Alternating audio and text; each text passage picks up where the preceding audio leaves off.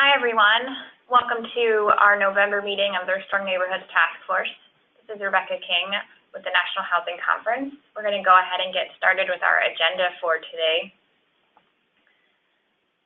And per our usual, we will hit a couple of policy updates and then feature our speakers and their presentations, and then a quick NHC update, and then we will close. So our policy updates for this month are relatively brief, but I wanted to touch on the budget and tax reform and then how HUD nominations are moving forward. So the House approved the Senate version of the budget resolution last week with a 216 to 212 vote. So now the Senate can move forward with tax reform under budget reconciliation, which means they have a simple majority vote to pass the legislation as opposed to a 2/3. So the budget resolution as adopted would allow tax legislation that adds up to $1.5 trillion to the deficit over 10 years. That was a difference from the House version. The House Ways and Means Committee is expected to release their draft legislation tomorrow, It was supposed to be today, but they needed another day to work some things out, so maybe tomorrow. They still have a goal to vote on their legislation before Thanksgiving, which is ambitious. The Senate is expected to release their bill around November 13th. And this is definitely an issue we'll be tracking, like most of you, since tax reform will have impacts for the low-income housing tax credit and tax-exempt bonds, potentially. So just wanted to flag that. And then the other update and request, I should say, last week on October 26th, the Senate Committee on Banking held a hearing for 3 HUD nominees, for Brian Montgomery to be Assistant Secretary of Housing and the Federal Housing Commissioner, for Robert Kurtz to be the Assistant Secretary of Public and Indian Housing, and for Suzanne Tufts to be Assistant Secretary for Administration. As a reminder, Montgomery previously served as FHA Commissioner in the George W. Bush administration and helped with HUD's rebuilding after Katrina. And Kurtz is working at HUD right now on Carson's staff and has experience at the local housing level as well in Detroit. To try and move things along, NHC is leading a sign-on letter to the Senate Banking Committee, urging the committee to move quickly to confirm Robert Kurtz as Assistant Secretary of PIH, since he does have policy and practical experience. He served at HUD, at CPB, and Congressional and Intergovernmental Relations, and worked in Detroit with their Department of Housing as their Deputy Director. So if your organization would like to be on that letter, please reach out to me and I will send out the letter in our weekly email with all of the materials from today's meeting. So just wanted to flag that as well. And it's Ethan Handelman from NHC here. If you're an NHC member, you've already seen that in the Washington Wire that went out yesterday. So it's the same letter. If you're interested in joining a sign-on letter for Brian Montgomery, one of our longstanding members, the National Association of Realtors, is leading that. And so I encourage you to contact them. We'll certainly be signing on because if nothing else, regardless of how you feel about any individual person, HUD needs these folks to get the business of housing done. We think both nominees that we've talked about with these letters are good folks who will do a good job, and we're happy to support them. But it really is key that HUD have the necessary personnel it needs to do the job that we all want it to do. All right. So with that, I will turn things over to David to get us started with presentations. Give me 1 second to pull up his presentation. Do you want to remind folks sort of the theme and who David and Jim are to kick it off? That's a great idea. So David Dangler is the Director of Rural Initiatives with NeighborWorks America, and he will be our first speaker, followed by Jim King, who's the CEO and President of FAHI. So if you couldn't tell, we are going to have a rural-focused meeting today, but really looking at community development strategies and things we can translate to other markets and communities as well, because while the rural space is unique, it could engender some innovative thinking that we could use many places. So with that, I will turn it over to David.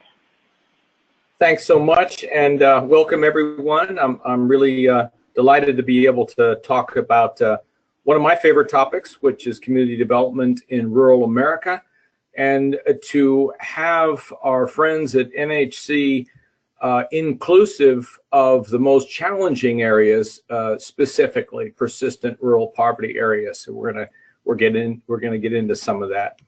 You know, what I thought I might do, just so that we're all on the same page with who NeighborWorks America is and what we do, is just do a little overview. We're a national intermediary created by an act of Congress in 1978 as the Neighborhood Reinvestment Corporation, and we do business as NeighborWorks America. Core funding has come from a congressional appropriation, and we pass as much as we can of that funding to the network of some 250 chartered NeighborWorks organizations just like FAHI, and you're going to hear from Jim King in just a few minutes. We leverage the appropriations with other funding, primarily from banks and foundations, and the network in turn leverages our grants with typically a 10-to-1 or better ratio from other sources into the communities being served. Next slide, please.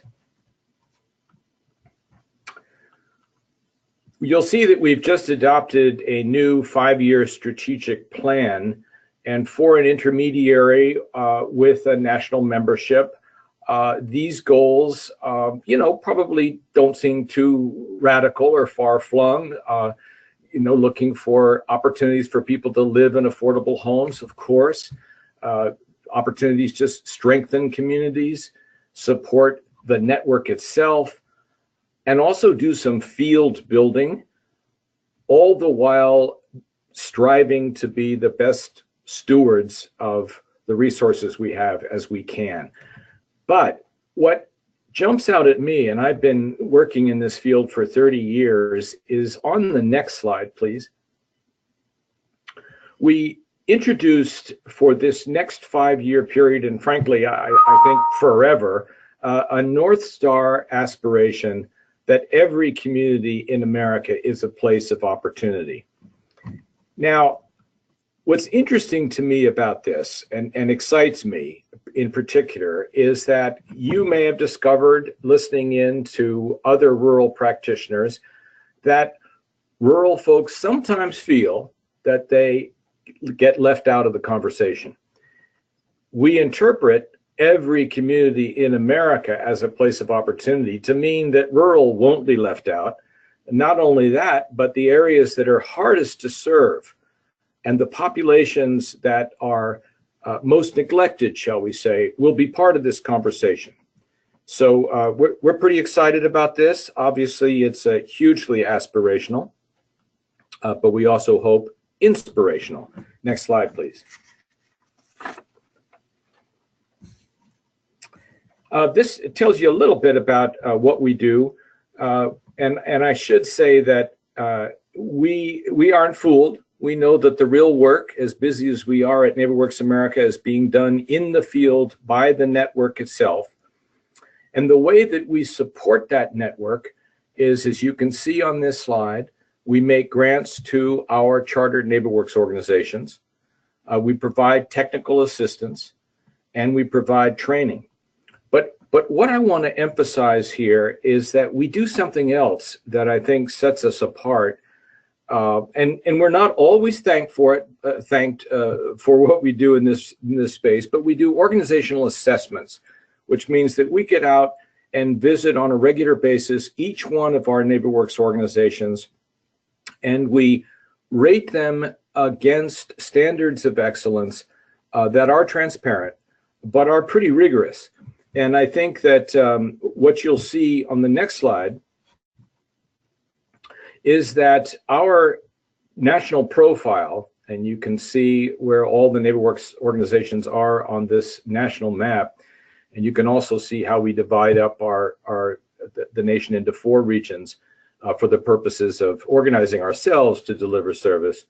But you can see that we have held at about 250, even though we do in fact decharter a handful of organizations every year, meaning they just couldn't hold up the standards. And when you are working on branding issues, you really have to uphold standards. So the growth that we're experiencing happens in three ways: through newly chartered organizations, growth by existing member organizations, and of course, existing organizations can add new lines of business as well. Next slide. Although affordable housing is the core capacity that is cross-cutting in the NeighborWorks network, what is interesting to me, as we and many others who are studying the data that our members offer us and that we collect, is that we're finding increasing numbers of strong cohorts specializing in complementary areas to affordable housing, such as workforce development, youth development, healthy homes, school-aged children, everything you see on this map. And if I could add, next slide. I would also say the strength of the rural cohort within the National NeighborWorks Network is grown tremendously. You see today we have 115 organizations that have opted into the rural initiative. If you look at all of the NeighborWorks organizations that touch rural communities, we're a lot closer to 50% of the network or even more.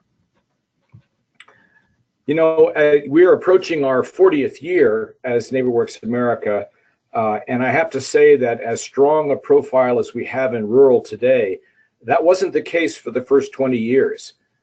I worked in a NeighborWorks organization in Vermont for many of those early years, and it was not unusual for a small group of us to get together and look around and not see too many other rural practitioners, and to not find rural content in training, and to feel that the community development field had a defined urban bias that we wanted to address. Next slide, please. We can't really talk about rural without fessing up.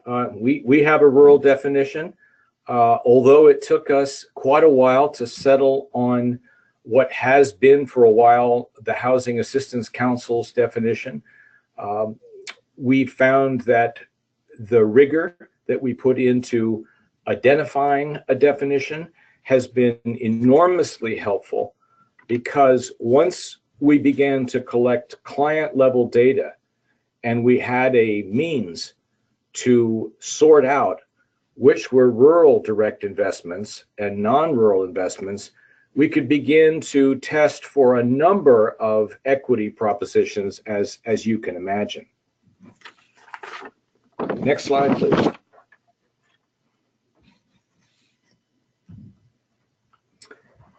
The rural initiative is guided and informed by practitioners from the network. We've had a respected advisory council in place from the beginning in 2001. This was the mission statement created by practitioners, and you'll notice the phrase comprehensive community development. That has been part of the mission. We've never taken it down. We've never changed it. And what I want to underscore here is that for rural organizations in the NeighborWorks network, perhaps you've heard this in other places, many times they don't have the choice of being able to specialize. There just isn't enough capacity.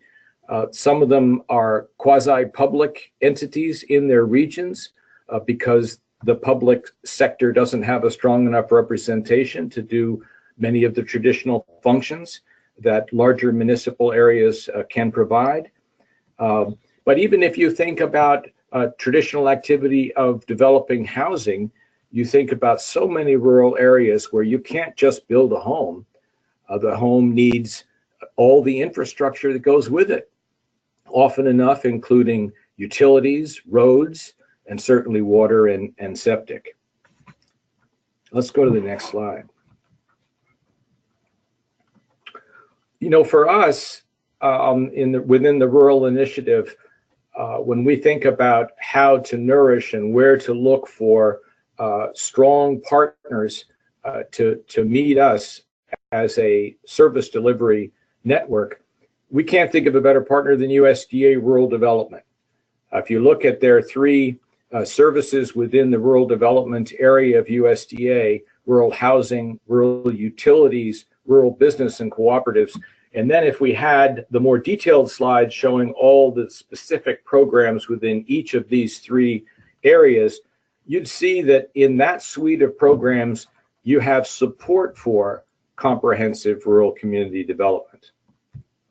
But I'd be remiss if I didn't observe that in the same 30-year period that has seen tremendous growth in the rural network and in the capacity of the rural network to deliver at a very high level a whole range of programs and services, in that same 30-year period, if you imagine an arc up in capacity for the community development field, we've also seen diminished capacity within rural development.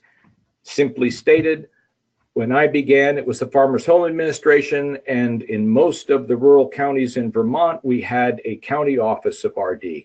Today, the area office cover 10, 15 counties at a time, and they don't have the same staffing profile that they had even at the former county level.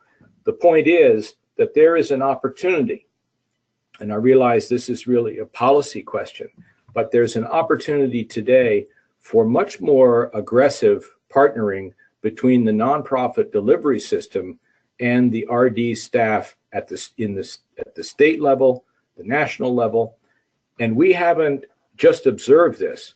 At NeighborWorks America, through the Rural Initiative and with our partners at HAC and Rural LISC, we have had extensive partnering, particularly around the delivery of single-family home ownership finance, the 502 Direct program.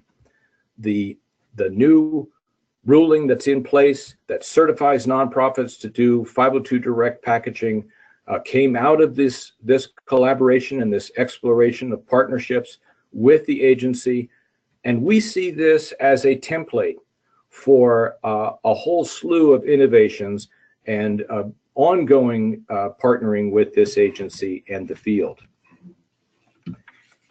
Next slide, please.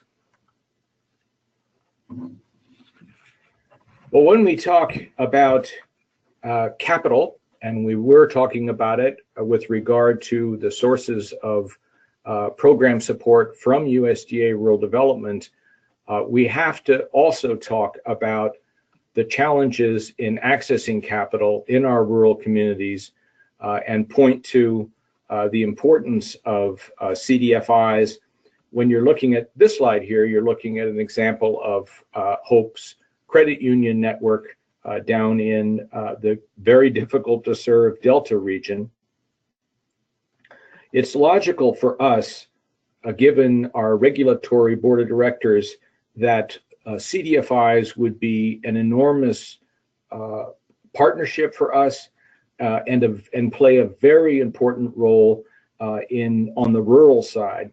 And if we could go to the next slide, you'll see a picture of the rural CDFIs within our network. And what I should point out with this slide is that even though the dots are small, showing where the CDFIs are headquartered, most of these CDFIs have rather large service footprints. And that is consistent with a trend we're also noticing in our rural groups for growth. This isn't just a nice thing to do. Everyone is under pressure to develop sustainable business models.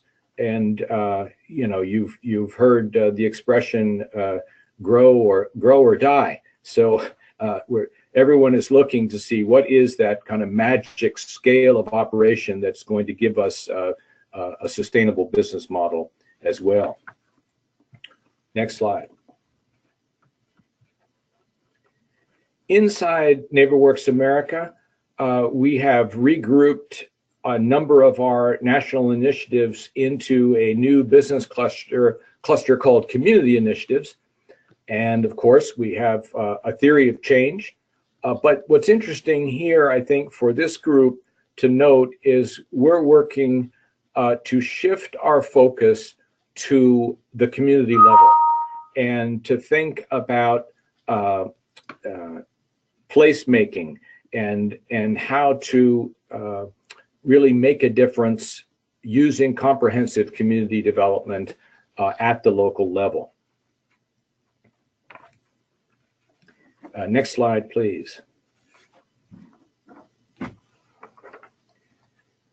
So one of the ways that we've been able to draw attention to some of the hardest to serve areas of the country, even before a number of our members in the Rural Initiative were active in areas of persistent poverty, was to ask our individual members if they'd be willing to host a national rural membership conference at their locales, where we combine the focus of the business of the full initiative with the local business and how it's conducted, including field trips to really come to understand better what's it like working in Central Appalachia, what's going on in Acadiana, especially after the hurricanes, what's the rural translation of the struggles that New Orleans had in that part of the country.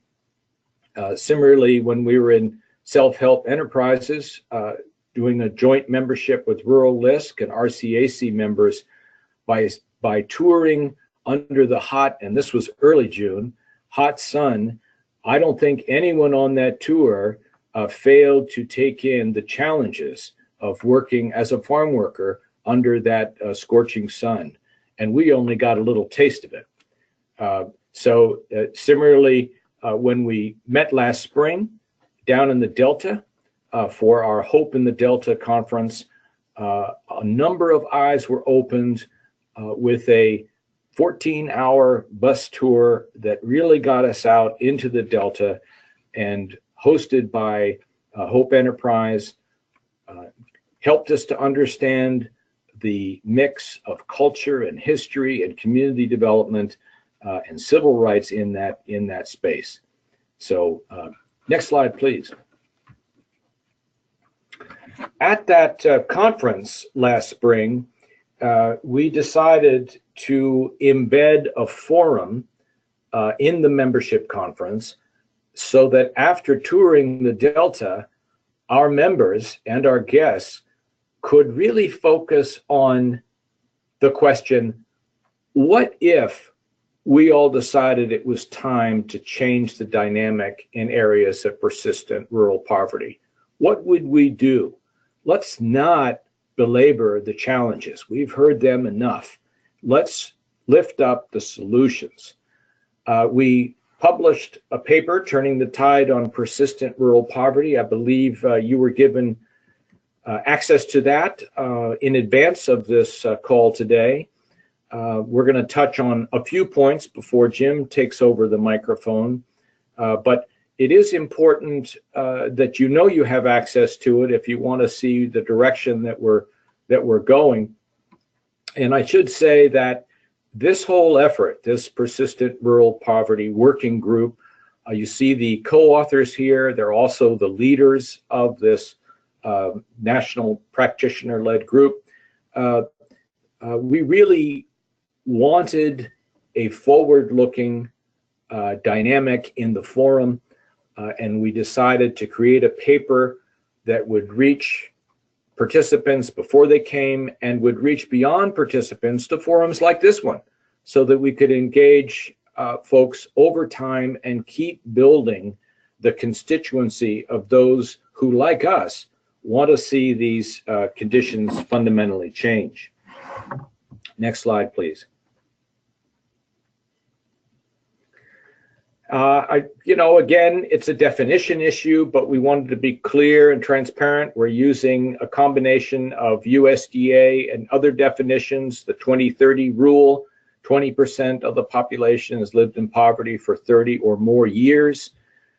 We duly note 85% of 353 persistent poverty counties in the United States are rural. We also note that the number of persistent poverty counties is on the rise, having increased 8% from the 2000 level. Next slide, please. It always helps to see what we mean by persistent rural poverty looking at a national map. And I think it's sad that you can look at this national map every 10 years. And yes, some of the areas shrink, some of them expand. But the main point is these have remained the same, largely the same, decade after decade after decade. Next slide. From the white paper, these are some, not all, of the key recommendations from practitioners. And I don't want to belabor this, and Jim may get into it some more, I don't know. But what I wanted to say is that this can also be seen as a recipe, something of a recipe for comprehensive community development in our rural communities. And that is it for my presentation until we get to questions and answers. Thank you. Thank you so much, David. That was great. We'll bear with us while we switch over to Jim and pull up his presentation, and then we will take questions at the end.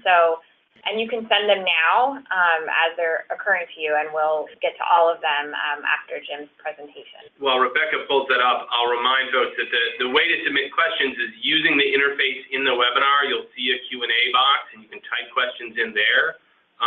What Rebecca and I will try and do during Q&A is choose questions and represent them as faithfully as we can to what you type in, but also try and connect them to both speakers and to topics that we think are resonating. So we may take a few liberties, rephrase a little bit. I also, listening to David, I have a bunch of thoughts about stuff I want to ask you about. So if we see a little delay in getting questions in, never fear, I will question you thoroughly. Ditto for Jim. So I do encourage folks, though, as a thought occurs, type into the Q&A box. If it turns out to be something that got covered later in the presentation, I'll just skip over it. That's no big deal. But do share your thoughts. Jim, are you with us? I am here. Good afternoon. Wonderful. You can go ahead and get started. Do you want to remind folks just where Jim's coming from, in case they tuned in late? So, for folks who might have tuned in late, Jim King is the president and CEO of FAHI and is joining us because of his his leadership of FAHI, but also with this white paper as well, and in the NeighborWorks Rural Initiative. So to give kind of an organizational perspective, but also this broader perspective. So with that, I will turn it over to Jim. Well, thank you.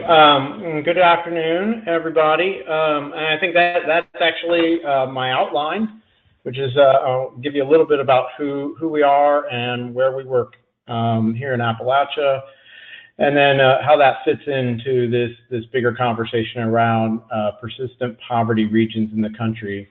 So FAHI, we have what we call a power statement. We're on a mission to eliminate persistent poverty in Appalachia. We include with that the other 4 persistent poverty regions in the United States. Generally speaking, what binds these regions together is, as David has kind of mentioned, it's a federal definition, but it's where the poverty rate has exceeded 20% for 30 years or more, and it has to be consecutive in those census data analysis. So it's persistent and it's seemingly never ending, I think, for a lot of folk. We see our own work as a backbone institution in the region.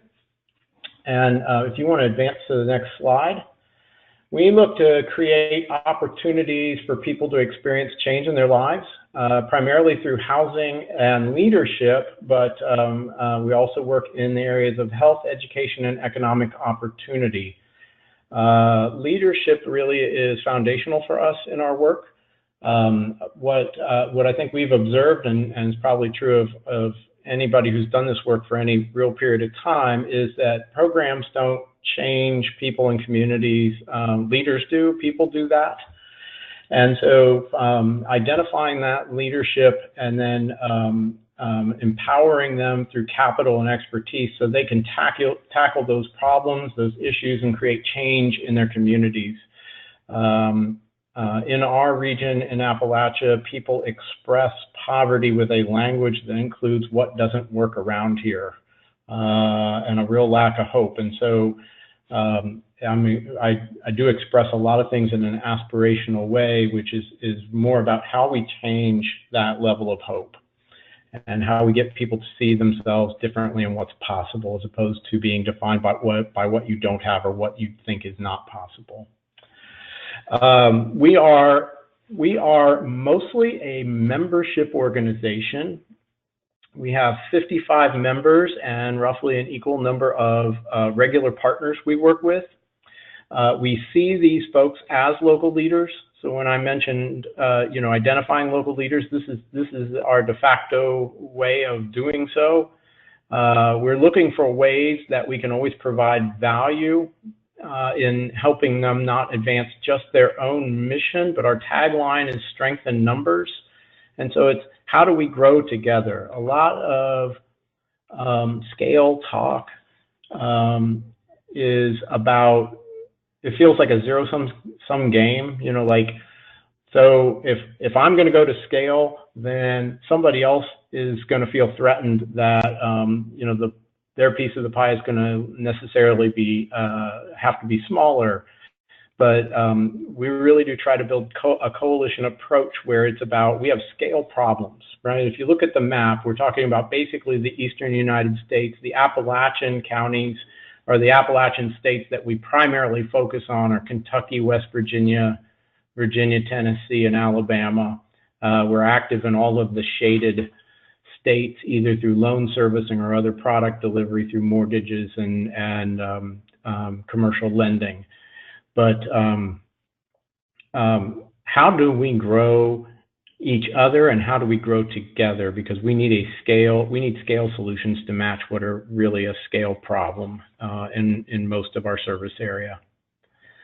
We focus on how we finance, collaborate, as I've sort of mentioned, strength in numbers, and I'll just reduce that to the word collaborate. We provide innovation for our members, provide some level of communication, which is important. It's a very rural area that we're working in, and so isolation for leaders is an issue. And then, of course, to advocate, which was our original purpose in being formed. We try to take from, as a membership organization, not to just do what our members want, but to provide some sense of leadership. We can provide a perspective, at least regionally, if not nationally, that they're not going to gain on their own. They are boots on the ground. We want that empowered.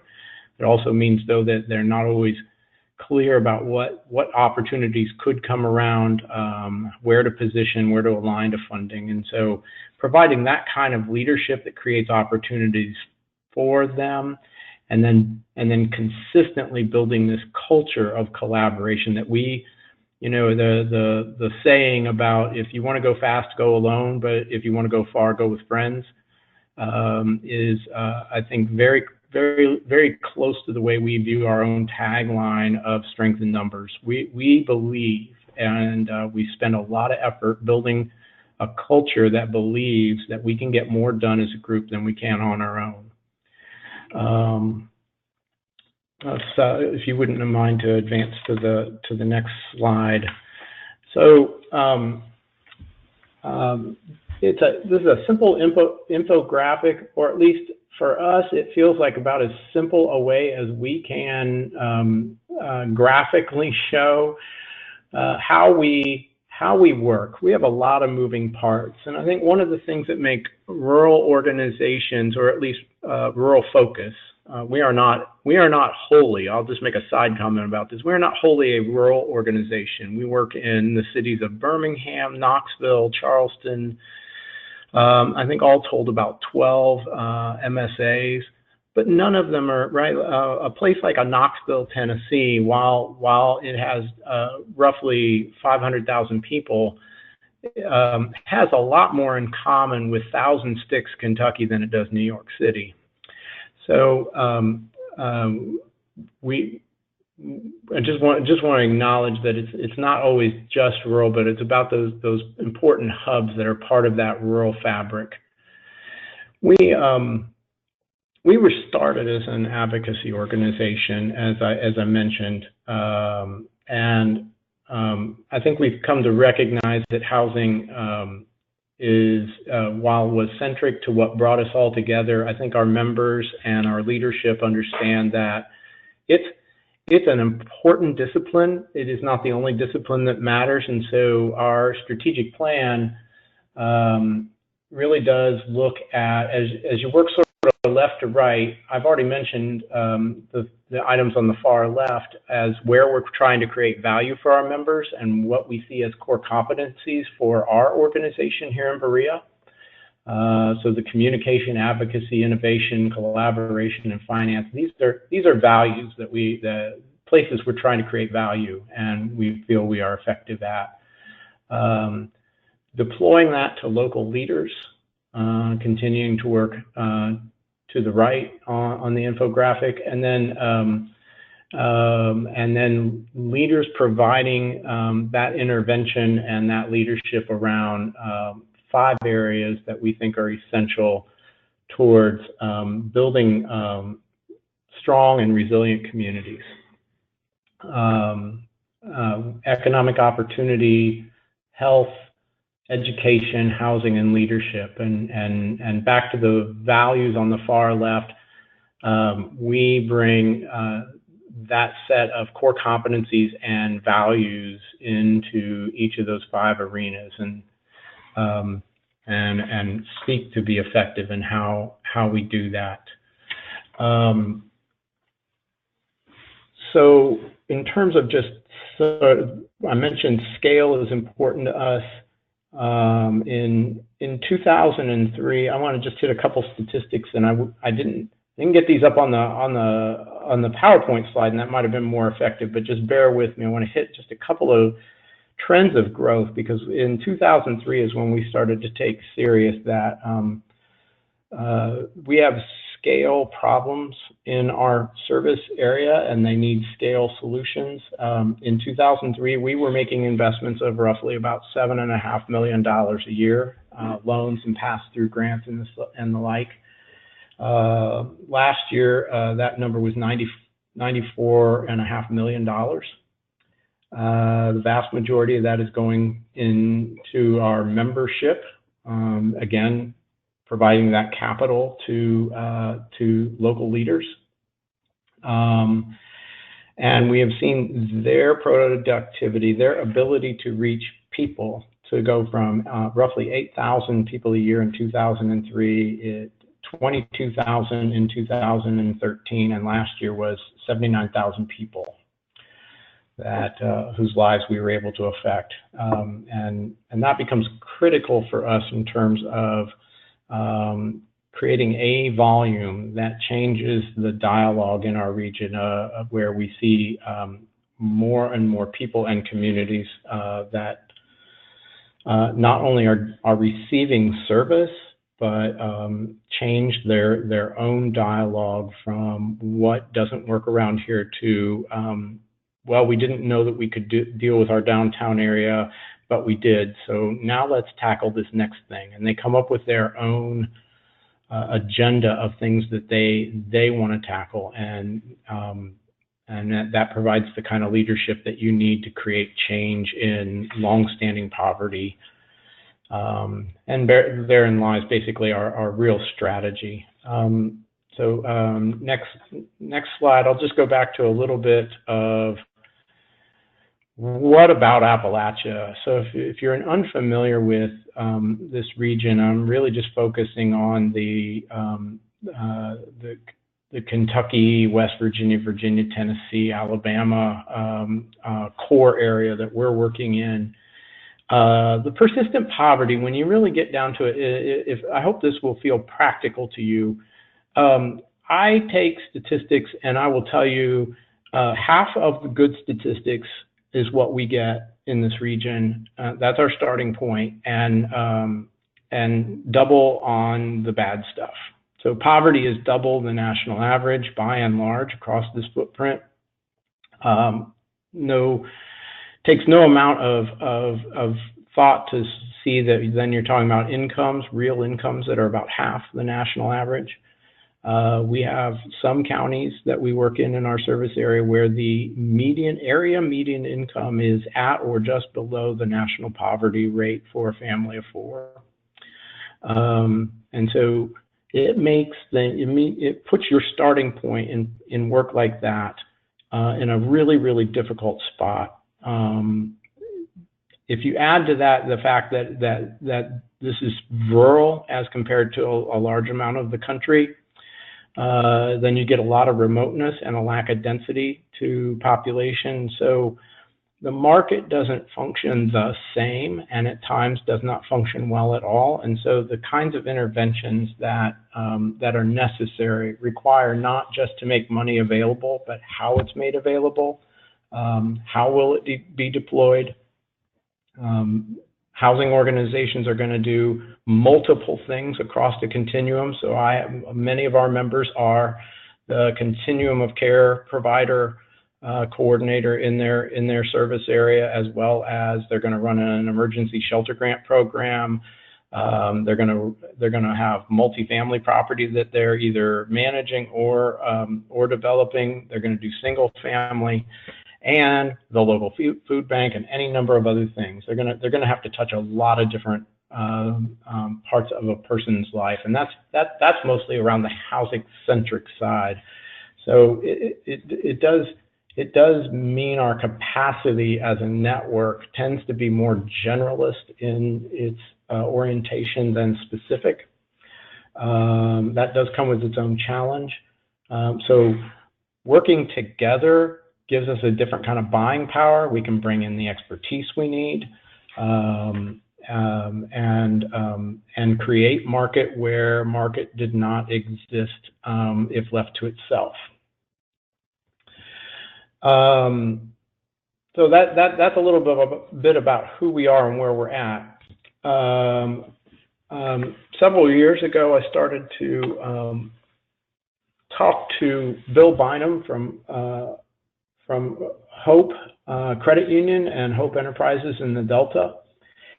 And we've deliberately built a relationship that started in part because our footprints have some similarities. And so a lot of the statistics and some of what I just described about what's difficult to do in our service area is the same thing that folks in the Delta are dealing with, that if you are in the Dakotas or in Indian country, the Colonias,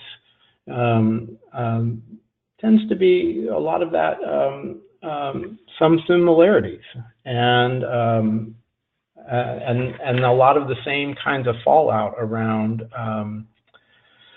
addiction and other things that kind of hold places back. So I think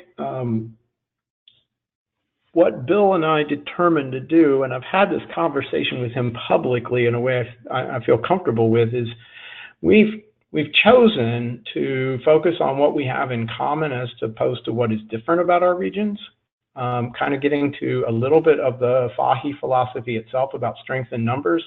We've been building this coalition, if you will, of regional intermediaries that work in persistent poverty regions, and coming together to see what can be done from a fundraising, from a brand, and from an overall communication standpoint.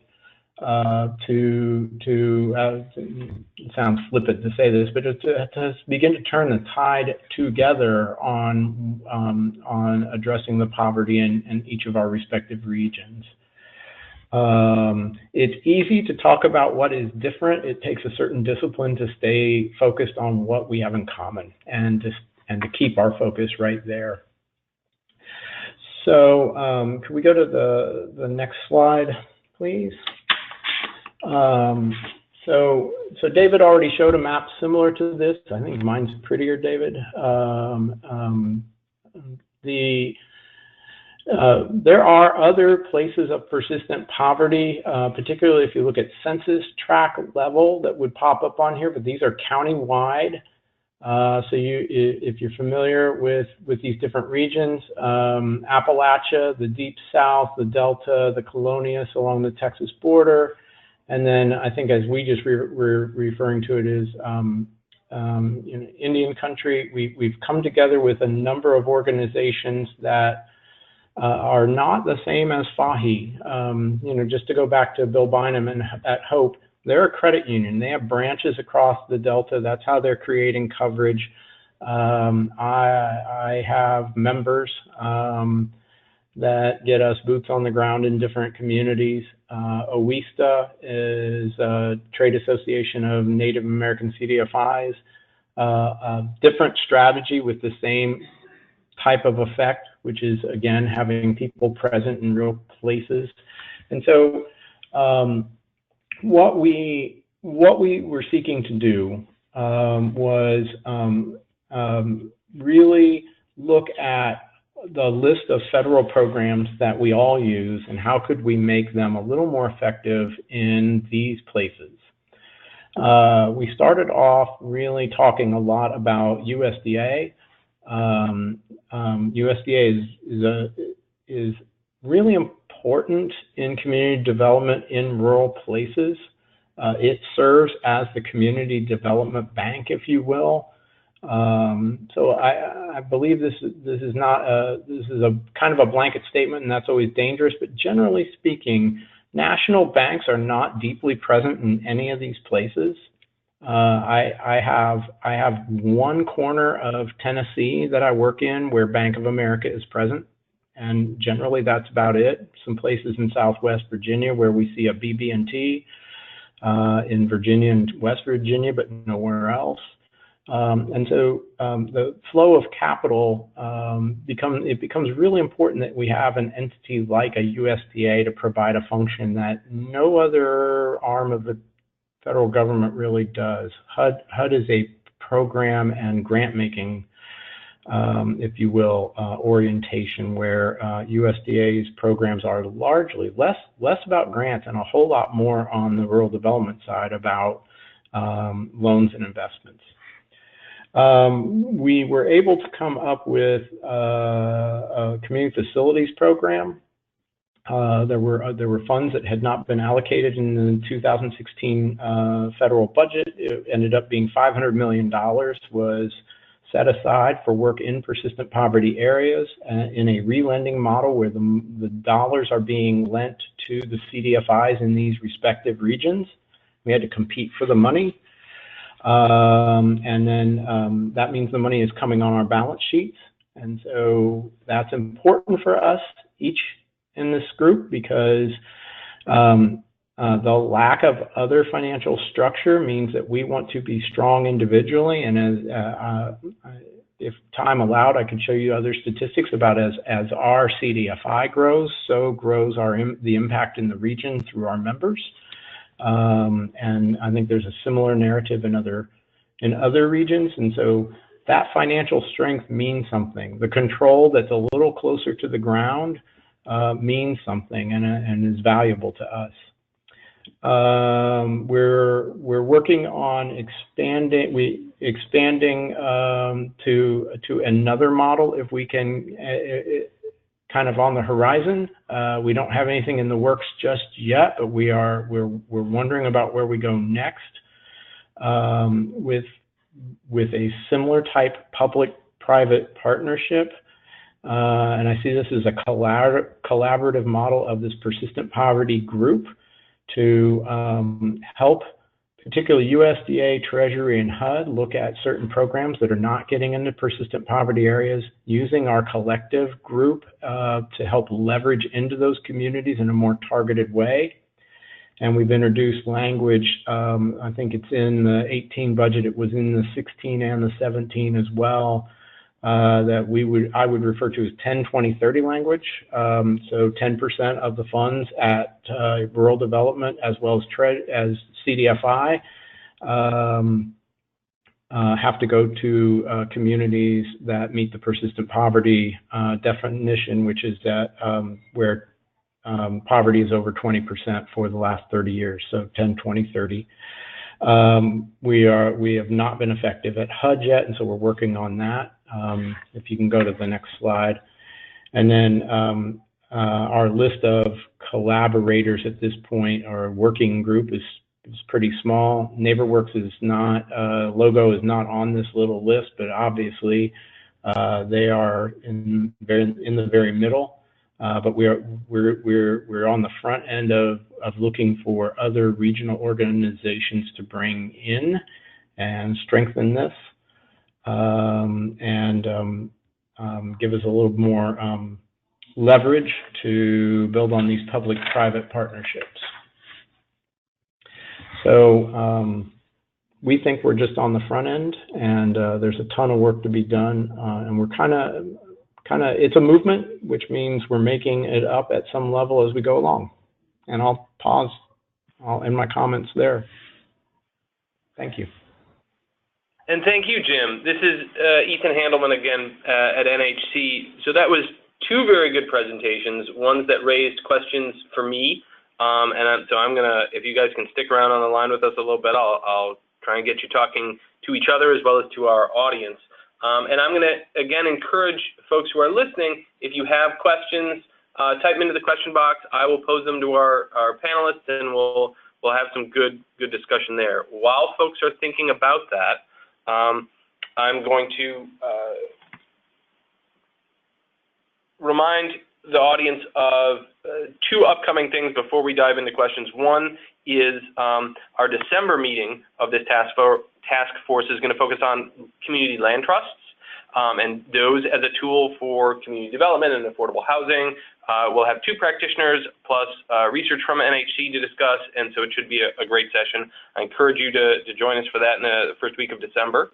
The other is coming up on November 29th. It's our Solutions Conference here in Washington, D.C., Solutions for Affordable Housing. It's a one-day event priced very affordably. The idea being to look at the possibilities for federal policy change as it interacts with state and local housing policy, figuring out what folks who are doing the work on the ground need and what opportunities are already coming at us from the federal government. So I'm starting to see some questions coming in, which is great. And I think this question is for both of you.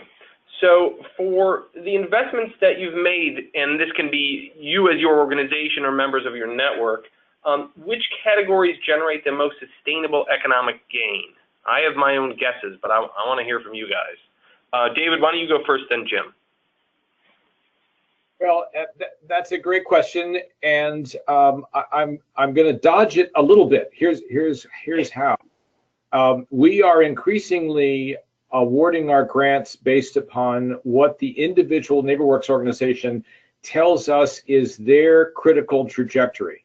So, where they make the case that an investment in this area versus that area is going to help them have a higher impact and tighten up a line of business or more than one, that for them becomes the highest area and the best use.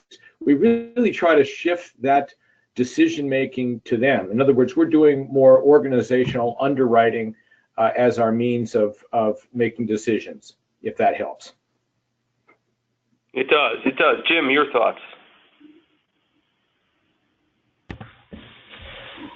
I don't know what I think about the question. So, I think a lot of it for me has to do with not which activity, but how it gets done. So like, you know, a really great project of any kind doesn't yield the same result as an,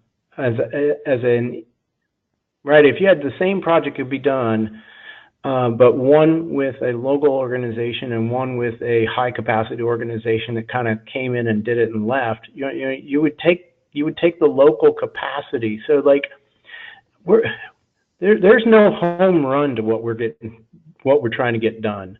And I'm a step away from even, you know, like we need jobs. We're not ready for jobs in some communities, right? Like employers aren't going to just show up. There's other investment that needs to, you know, cultivation, if you will, has to be done first. And so how it gets done and whether that leaves local leadership more empowered than what you found it, so that they're working on the next thing, that's the sustainable strategy to me. Is that, you know, are they being fed to do their work, or are they on a shoestring budget and they're living from one capacity grant to the next, which doesn't help?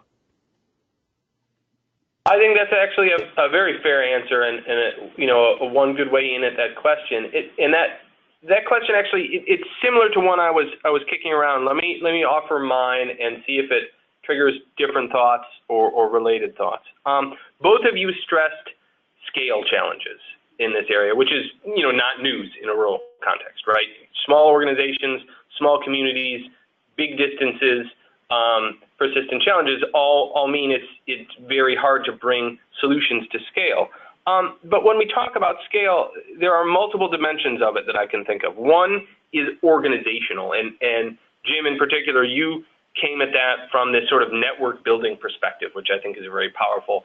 NeighborWorks has similar, you know, obviously some differences between them, but some of that style. There are also just basic cost challenges to scale, right? If I buy a lot of something, I can buy it cheaper than if I buy a little at a time. And that can apply to appliances for multifamily development. It can apply often to land. It can apply to, you know, human resources in the sense of, you know, hiring employees and spreading their capabilities most effectively over an organization.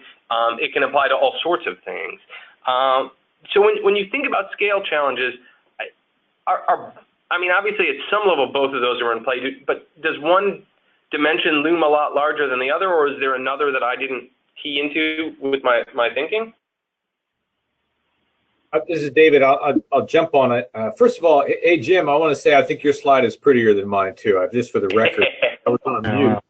Yeah, I certainly appreciate it. No slide envy. Yeah, so it happens a lot. But think about that for a moment.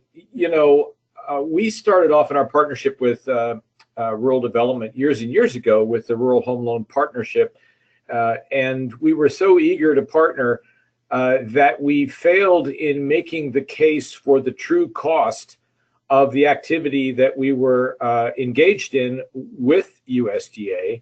And when we came back to this loan packaging drill over the last really 7 or 8 years, had to push hard for the agency to understand the true cost for our shops in doing, not just pulling a loan package together that looks like what an RD professional would accept as complete, but rather a lot of the hand-holding customer readiness activities that lead the customer to a successful and strong application. We need to recover those costs. So when we listen to or read a proposal, we're looking to make sure that it all hangs together. It just doesn't sound good. It just doesn't sound like a big lot of numbers. In the same vein, I would say that when we hear about an organization that says we're going to scale, we've only worked in an urban area and we're going to add these 10 rural counties, we say, hang on a second, tell us more, because there's a lot to that. You know, notwithstanding Fahi's tremendous trajectory of growth over time, we have a lot of confidence in the way that Fahi expands. But anyway, I don't know if that helps give a little bit of texture to the question of scale and how we evaluate it for sustainability as well. So I think we have a theory of change, and we've got a strategic plan. So when I think about, I don't spend a lot of time evaluating which activities I'm interested in getting to scale. I think once those things have already been sort of decided for us, or we've already gone through that process. If I see things that align in that, then when we look at a new activity, I think about it in terms of platform and can it grow or not. If it can't grow, then we're not going to take it on. I want to look at the value chain of it. I want to know where everybody can make money, and it's not just where we can make money in Berea, Kentucky, but every partner I have along the chain. So I use the term value chain instead of supply chain for that reason. That if you're going to use, in our case, our mode is collaborative. In a collaboration, most of them fail because there's not a financial edge to it, and within that financial side, can everybody come out ahead? Like, does everybody win here, or do they not? And so, if they can win, that changes the game in my mind. So we're looking through this sort of scale lens, and I need to know that it's sustainable for all the partners within that. If it is, your depth of advocacy changes, the amount of buy-in changes, a lot of things are possible, and this is how we deliver mortgages, multifamily, loan servicing, any number of products. Got it. That's very helpful, and two interesting perspectives on the same issue. Let me change gears a little bit, because I want to talk about the possibility of rapid change and what happens if you see it. In part, this gets to a theme that Rebecca hit on in the beginning of, we talk a lot about how rural is different, but sometimes rural, really can be the same, that there are areas of persistent long-term pockets of poverty, even in urban and suburban areas. There are obviously differences, but there's some similarities. What we are seeing in some places, not in all, and maybe not even in most, but in some, is very rapid economic change. When markets discover an area and folks want to move in, and whether they're following jobs or jobs are following them, whether they're following retail or retail is following them, that it can often be hard to tell. The pace of change is very rapid, and I'm wondering if either of you have seen that within your network. Obviously not in most of it, because rural is its own particular challenge, but has it come up yet? I'm trying to think about how, in an urban context, we often call this gentrification, but are there similarities that we can connect to the rural experience so that, in the situations where community development efforts succeed, right, where economic activity takes off on its own and the market drives change, we don't suddenly face a whole new set of challenges of people being displaced or priced out, or the change happening so rapidly that it is disruptive. So, I guess we can all hope for that problem, but I'm curious if you've seen it crop up yet. If you want me to go first, this is David. Happy to jump on it, and Jim can clarify, certainly from his lens. But it reminds me of that joke about, if you've seen one rural community, you've seen one rural community, because they're all so diverse. And as we become a little bit more nuanced in our thinking about the diversity in rural America, we talk about hot markets, we talk about stagnant markets, and then we talk about really the persistent poverty markets. And there are challenges associated with each. Had we had experience with hot markets? Absolutely. Hot rural markets. Certainly. And of course, that's where your next topic, talking about community land trusts, plays such an important role in rural areas, certainly. All the high amenities areas, we've got to think very differently about it. So the quick answer is yes. It's not the particular question that in fact, as you said at the end, we should wish for that in some of the areas, and of course that's what we're trying to do with all the ways in which we try to stimulate the economy. But anyway, I'll let Jim clarify. And well, I wouldn't mind to at least say thanks for asking a question that didn't make me feel like the marginalized, persistent poverty rural guy for a change. I think apart from some of these really depressed markets that we work in, of course, that's not the only places we touch. And so I think where I've seen it and where we're struggling with it right now are university communities where there's a lot more growth and diversity going on. So like a Fairmont, West Virginia, where the university is at, or Blacksburg, where Virginia Tech is at. You definitely get that.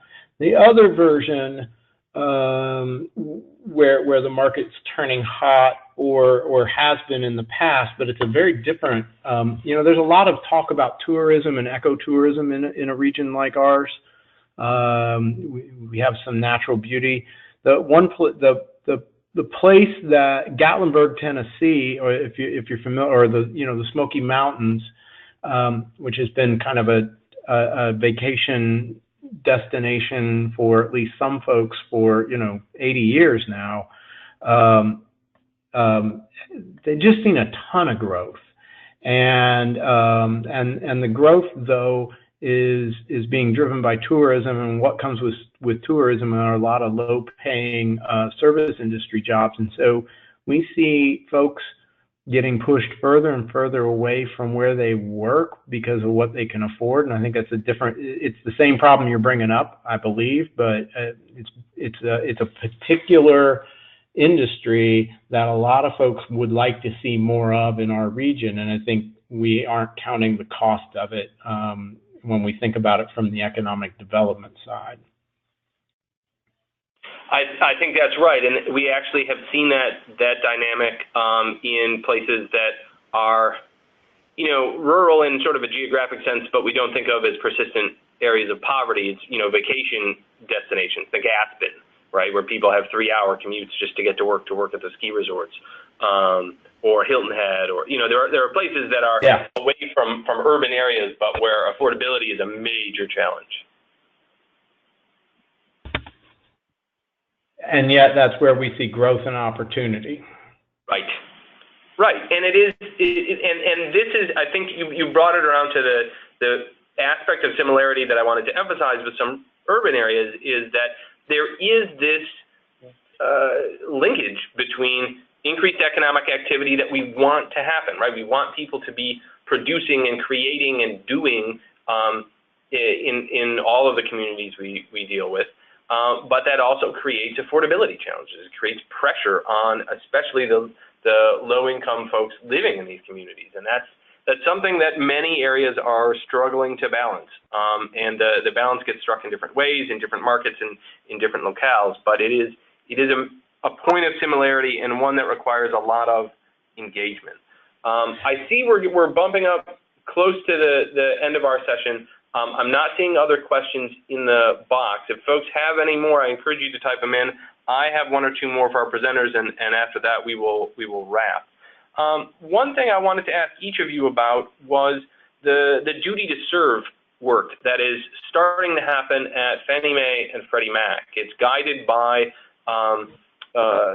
legislation from way back in 2008 that finally became a final rule earlier this year.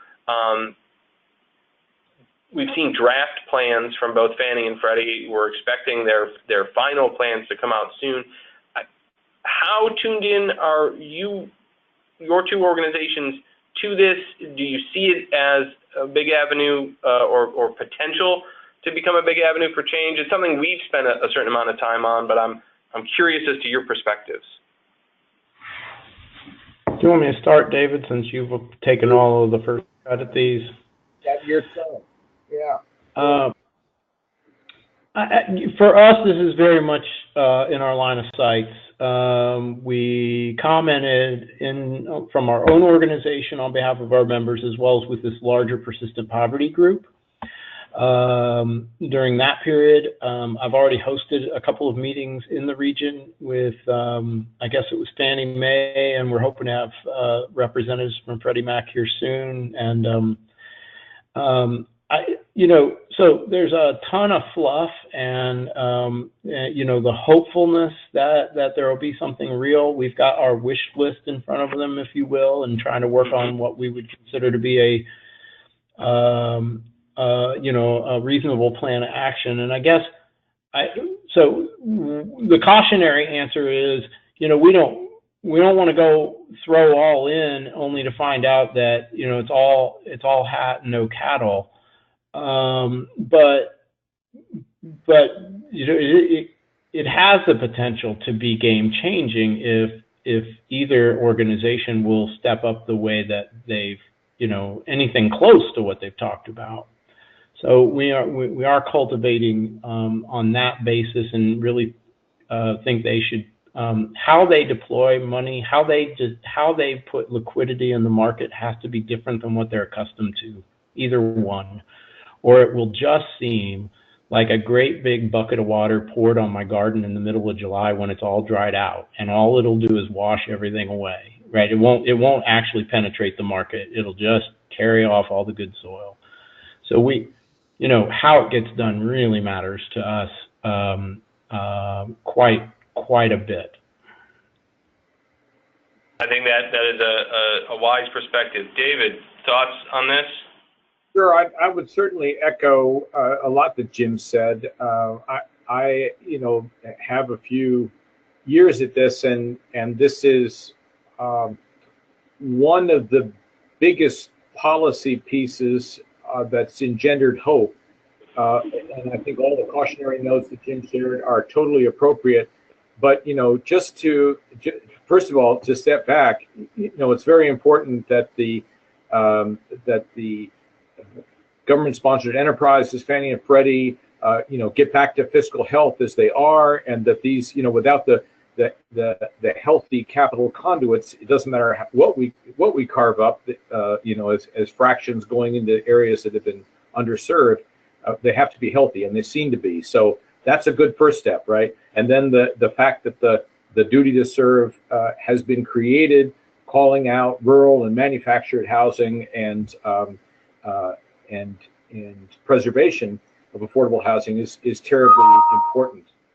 The cautionary note that I would add to those that Jim has shared is that, and this is where we've sort of gone back and forth over the plans, is that we are prepared. I'm saying we as network of the delivery system is prepared to step up with resources that are redirected, but a lot of the language talks about testing and data analysis and so forth, with little emphasis on actually, the scaling to the point where you could say my community or my communities have changed because of this new attention.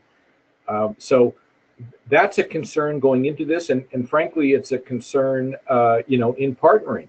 What are the partners' expectations for the resources that are put on the table? We've got to really negotiate hard at the front end to make sure this is actually a good deal going forward. So that's a cautionary note. On the bright side, I would point to Freddie Mac and the work that they're doing, that they've been doing with Next Step, a national intermediary working to deliver a much higher quality factory-built home to the lower income marketplace.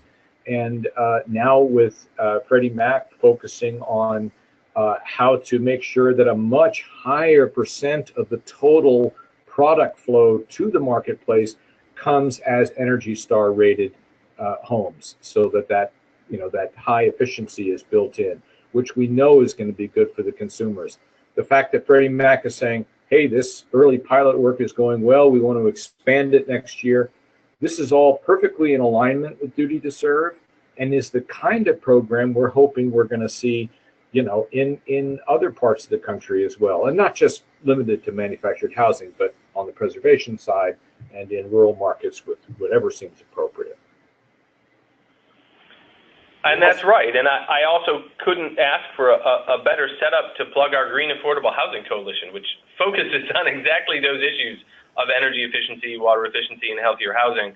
And if folks want to get involved with that or find out more, shoot an email to Rebecca King. She will send out the notes from this conversation, and she can tell you more. So I see that folks are starting to drop away. We're bumping up near the end of our session. What I'm going to do is give you each a chance to share brief closing thoughts after a really excellent discussion. But as you think about what you're going to say, please accept my thanks from NHC for doing this. These sessions are valuable to us, certainly, but I think they're also valuable to members of the task force. We've had a good group here with us today. I expect more folks will listen to the webinar later on because we do record it and share it via our website. So again, thank you both. And we'll go first to David and then to Jim for closing thoughts before we wrap. David, all yours. Well, thanks again to everyone for paying attention to rural and for broadening the lens also to areas of high challenge in rural America as well. And also the second thing I would say is thank you so much to Jim King for joining us. I think you heard it in the presentation. There are some of us at this intermediary who know that it is all about the network. They're the ones on the front line, and they're the ones we learn from on a daily basis. So thank you. Well, David, thanks for that. Appreciated the opportunity to share. I would just say, if you're thinking about what opportunity looks like for community development organizations in this particular climate we're in, I do think the partnering with particularly federal agencies, we do this in a number of ways, but finding coalition with other like-minded organizations, finding ways to leverage that and building powerful public-private partnerships that help deliver meaningful product in the communities you live and work in and serve. I think this is a ripe time for that to take place, and I think for all of our organizations, our capacities have grown up into that. So appreciated the opportunity. Thank you. Well, and again, thank you both. We appreciate you spending time with us. We appreciate all the folks on the line joining us. Look for notes and a link to the recording to come probably early next week from Rebecca. She had to step out to go represent us at a broadband conference over at HUD because we're a small organization and cover many things all at once. So she did all the work setting this up and should get the credit for organizing it. I'm going to close out the webinar again with big thank you to everyone and more to come. So take care. Bye. Thank you.